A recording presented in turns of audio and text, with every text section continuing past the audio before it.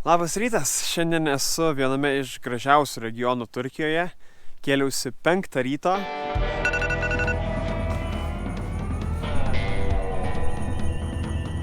Leidausi į 5 km žygį.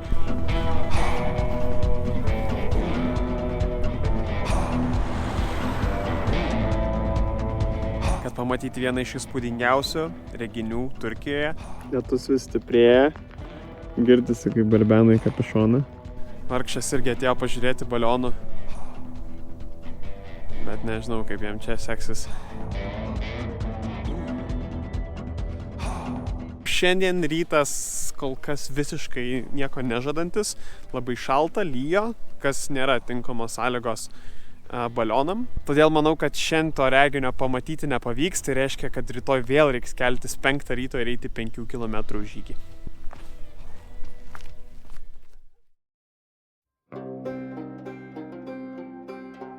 Na ką, mielieji, sveiki atvykę į dar vieną nuostabų Turkijos regioną.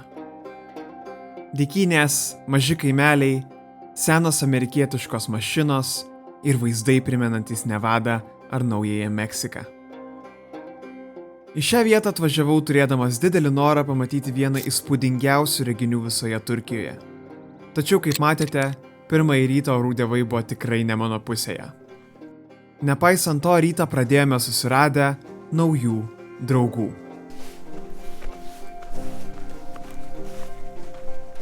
Čia tipo sarginiai, tie du šuniukai. Saugo teritoriją. Tai nelabai atrodo, entuziastingai nusiteiko žaisti su juo. Į mūsų kelionės karavaną kažkaip netikėtai prisijungia vis daugiau gyvūnų. Toj kaip Bremeno muzikantai būsim. Ir draugė atlydėjo iki pat namų, galima sakyti.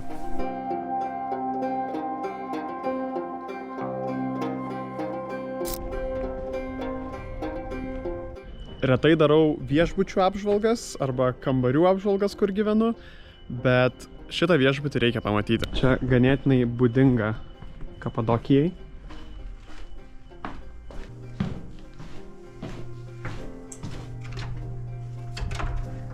Keliaujame akmeniu, išskaptuotų tunelių. Aukštis pats tas, kad nereikia pasilenkti. Na ir va čia vat yra viešbučio kambarys.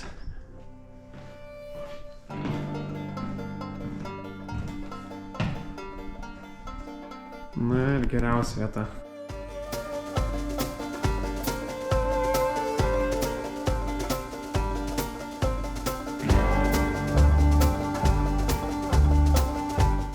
Kadangi regione dominuoja vulkaninė tufo uoliena, kuri yra pakankamai minkšta, tokių uolose išgremžtų viešbučių Kapadokijoje yra daug. Tačiau kas yra žymiai labiau įspūdinga, kad prieš 1000 metų žmonės po žeme iškasė ištisus miestus. Dar viena iš įspūdingiausių vietų Kapadokijoje tai yra požeminis miestas, kuriame yra daug požeminių tunelių. Jis leidžiasi gal 4 ar 6 aukštai po žeme.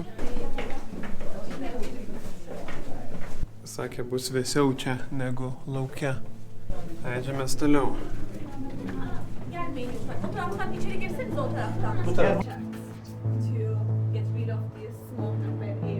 Tai čia yra tas požeminis miestas, kuriame žmonės gyvendavo, kai ateidavo pavojus.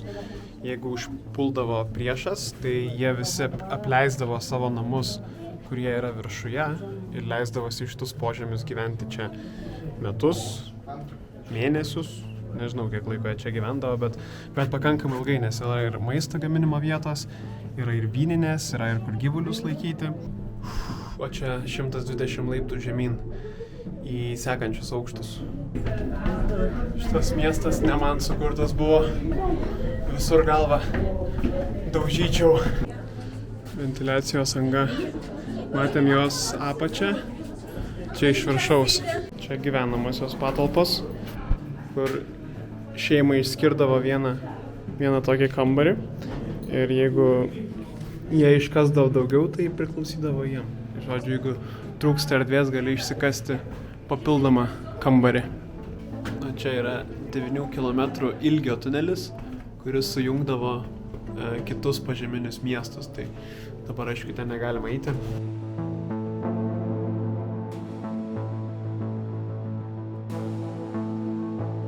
Ekstremaliai mažas tuneliukas.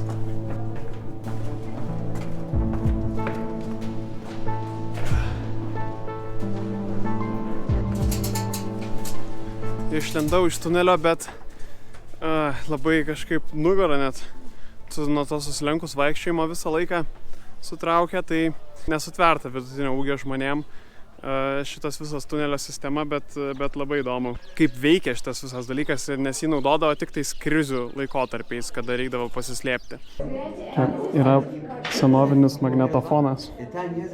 Jungi dainą. O, dabar gerai. Ir tik tais 12 500. Paskutinis parduotuvės kambarys yra vadinamas magiškųjų kambarių. Wow. And this is charging by lamp, electric and sun. Not charging, now this is charged. Like this. O čia vat buvo tvirtovė. Nuo jos čia yra aukščiausias taškas visoje apylinkiai ir galėdavai pamatyti kariuomenę už 2 dienų kelio. Nuo čia tai jie turėdavo laiko nubėgti ir pasislėpti į požemius ir savo požeminius miestus. Nu, čia visai kitokia pilis, negu mes esame įpratę matyti Europoje. Tokia out of the box mąstymo, nes tiesiog buvo didelė uola, akmuo ir šios padarė milžinišką pilį.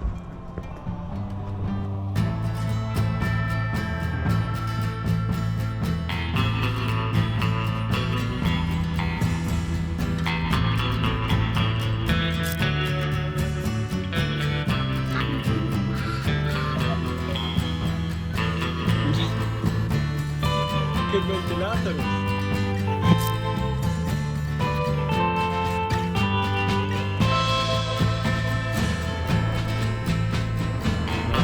Kol žmonės šitame regione darbavosi rausdami uolas, gamta rankų tikrai sudėjus nesėdėjo. Todėl jeigu esate Kapadokijoje, yra tiesiog privaloma pamatyti gamtos paliktus peizažus ir sukurtas nuostabias uolas. Tik išėjus iš namų yra pirmoji lankytina vieta, kas yra Pasabegai. Tai yra tie tokie stulpeliai su tokia puryte ant viršaus. Įėjimas.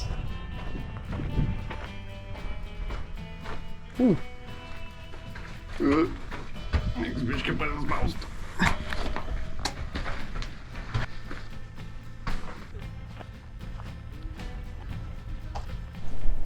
Keliai daug kur tai tokie žvirkeliukai, kaip geroj provincijoje.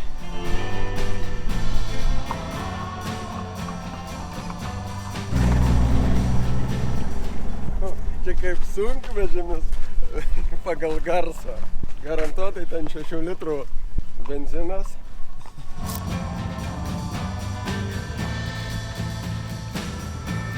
O čia yra Love Valley, meilės slėnis. Tai iš esmės slėnis su labai daug tokių akmeninių kauburiukų.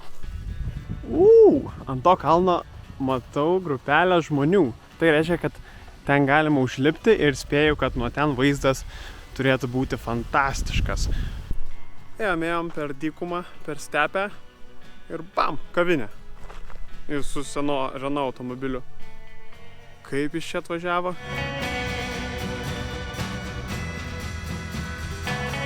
Apsirapščiau ant kalno. Tik bėda, kad čia praėjimo nelabai yra.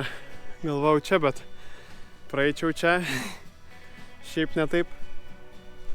Bet nesinori nudardėti. Lipti viršų buvo žymiai paprasčiau. Dabar tai yra ganėtinai didelis šansas nusileisti ant užpakalio nuo šito kalno. Buvo kokios kepurytės, atrodo, kad milžinas paėmė ir sudėliojo akmenis ant kiekvieno iš šitų kauburių. Grinai atrodo uždėti, užsmeigti. Jaučiuosi, kaip būčiau kokiam Teksase arba Naujoji Meksikoje, tik trūksta tokio geltono kaip Breaking Bad filtro.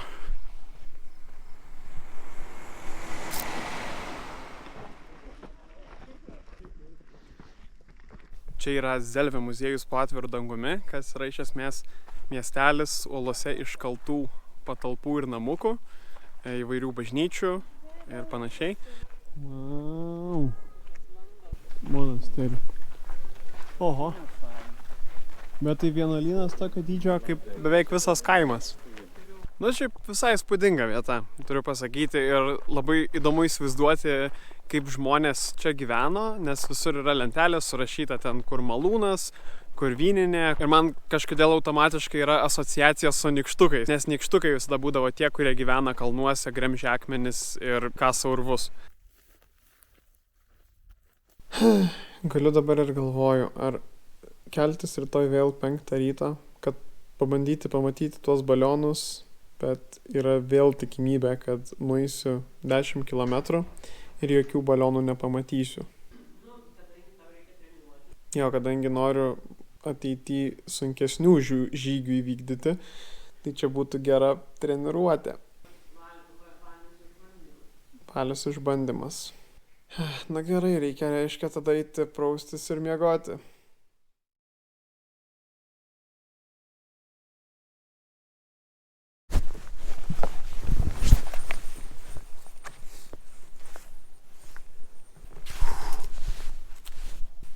Iš kiemo 2 didelius šunis.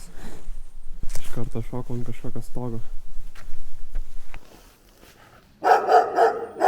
Ką dabar daryti?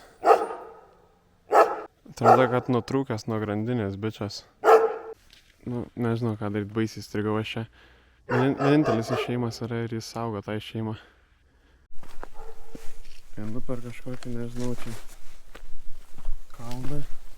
Nes vienintelis kitas kelias tai yra į viršų.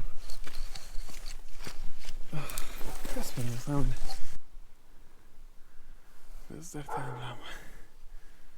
Gal mašina nukreipsia dėmesį, galėčiau per čia nusileisti ir pabėgti. Ten mūsų mašina. Susidomėjo mašina. Nu, gal mano slaptas keliukas suveiks. Labai tikiuosi, nes jau vėluoju.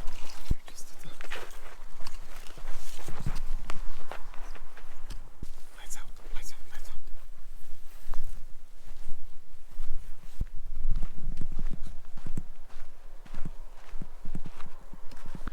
Kas per nesąmonę. Tik išėjau iš viešbučio, galima sakyti, užbėgo į privačią erdvę viešbučio, tą jau.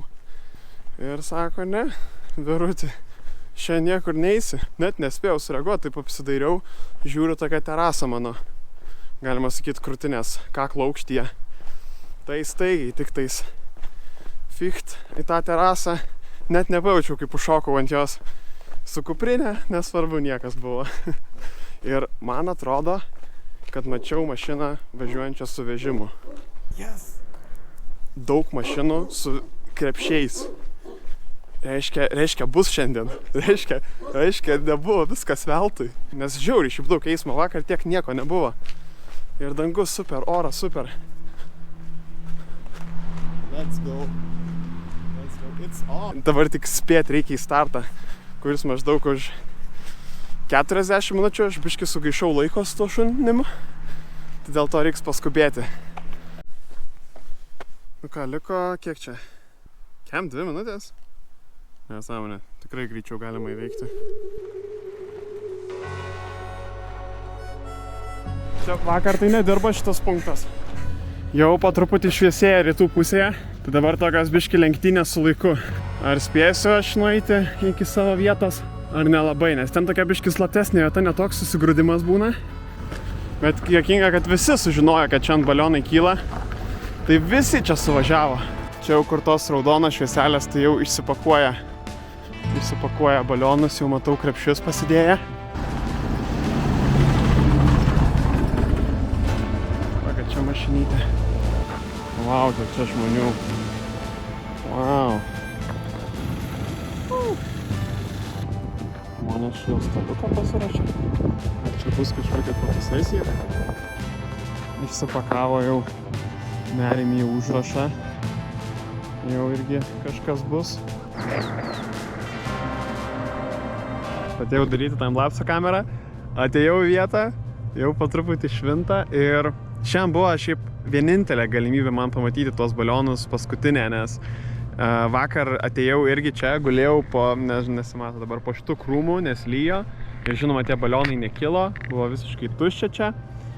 Ir buvo šiandiena likusi vienintelė paskutinė diena, kada esu Kapadokijoje. Tai arba turėjau pamatyti šiandien, arba iš vis nepamatyti. Tai kol kas šviečiasi, kad pamatysiu. Kol kas viskas yra gerai.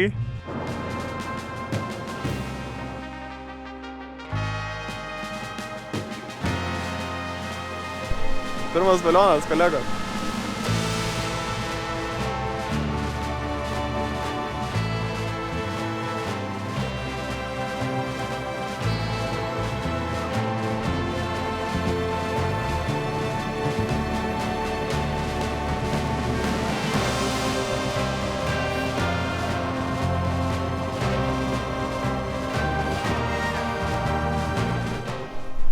Nu va, visiems, kurie manim netikėjo, tas šuo, kuris manęs šiandien neišleido iš mano viešbučio.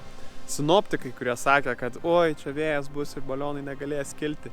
Nėra jokio vėjo. Mano bilietas lėktuvo, kuris sakė, kad jau šiandien vakare turiu grįžti namo ir balionų jau nebepamatysiu. Tai va, visiems jum, pažiūrėkit, balionai.